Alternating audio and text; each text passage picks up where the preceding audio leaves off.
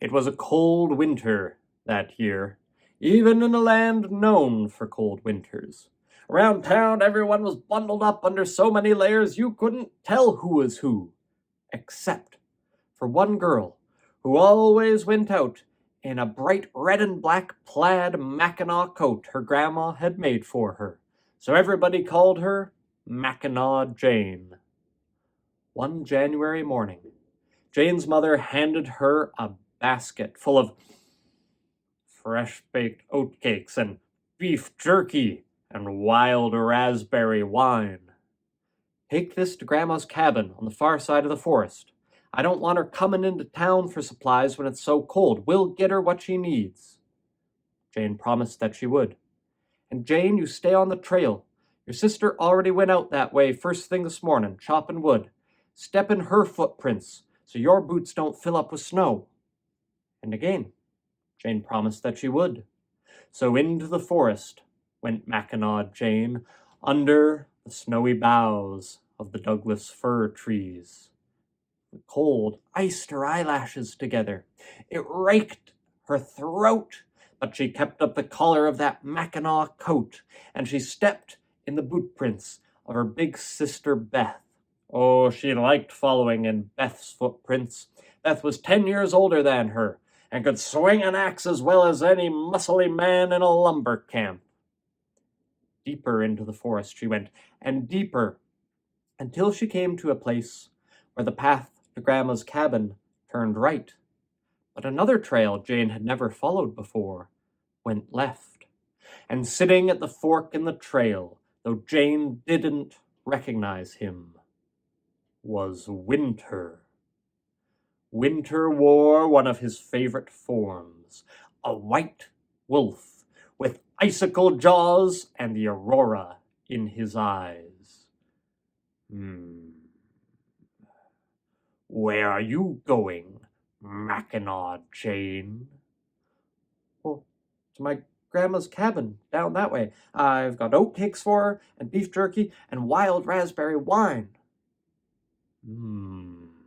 But why take that path, where the snow is already trampled, when you could go this way, where the snow is fresh, and you can make patterns with your feet? Watch! And the white wolf sprang onto the left-hand path, and he bounded here and there like a puppy, and his great paws made soft impressions like little butterfly kisses in the snow. Well, Jane couldn't help but rush after him, kicking up the fresh powder, and it sparkled in the low angle of the sun. She dragged her feet to trace patterns in that fresh white canvas.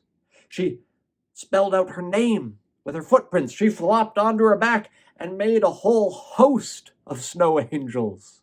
And she played and played, and as she played, the white wolf slipped back into the trees, doubled back to the fork in the trail, and then along the path to Grandma's cabin. Well, eventually, Jane's socks were soaked, and her feet were cold, and some snow had got down the collar of her Mackinaw coat, and with that chill along her spine, she remembered where she was supposed to be. She followed the mess in the snow she'd made back to the fork in the trail. She grabbed that basket, and then she hurried along the right path, but she was in such a hurry now, she didn't even see Winter's paw prints mixed in among the boot prints of her big sister. When she got to Grandma's cabin, she saw the door was ajar. Grandma must be cold. Up the front steps she went, and across the porch. She pushed the door open wider. Grandma, it's me, Jane. I brought you some food and wine. Mom said you should have some so you didn't have to go into town. And a voice responded from under a small mountain of furs on the bed. Jane, come in, dear, and come closer. Oh, Grandma doesn't sound very good at all. Maybe she's sick. Jane went up to the edge of the bed, and she put the basket down. It was hard to make out Grandma's face, shadowed as it was by all those blankets piled up. Grandma, What pointy ears you have today."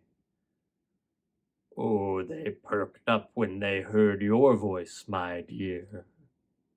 "But Grandma, what colorful eyes you have today." "Oh, they sparkle when they see you, my dear." "But Grandma, what very cold breath you have today." And that was the last thing Jane said, for at that moment the wolf had emerged from under the blankets and opened those icicle jaws, and then down Jane went down his throat in one gulp to join her grandmother. A little while later, Big Sister Beth came by Grandma's cabin, pulling a sled loaded with firewood. She meant to drop off some logs for Grandma so she would be extra warm in the cold weather. But she saw the door of the cabin open wide, and no smoke rose from the chimney, and sensing danger, Beth took out her axe. Up the front steps she went, and across the porch, and into the cabin. And although she was young, she'd spent enough time outdoors to recognize Winter at once. There he was, sleeping deeply on top of the bed. Well, Beth made short work of trees with her axe.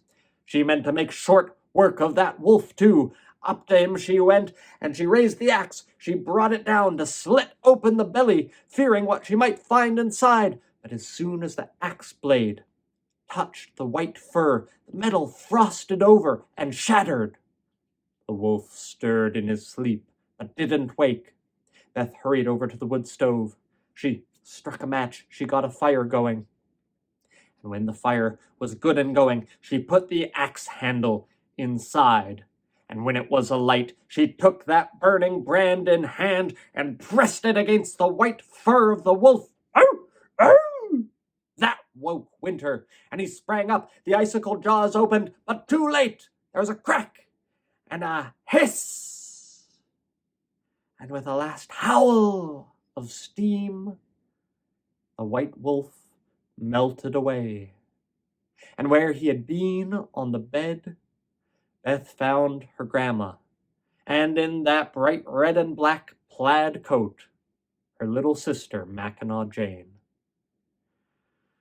Well, after an hour or two, by the warmth of the wood stove, and with some help from the fresh-baked oat cakes and the beef jerky and the wild raspberry wine, they all three warmed up and settled their nerves.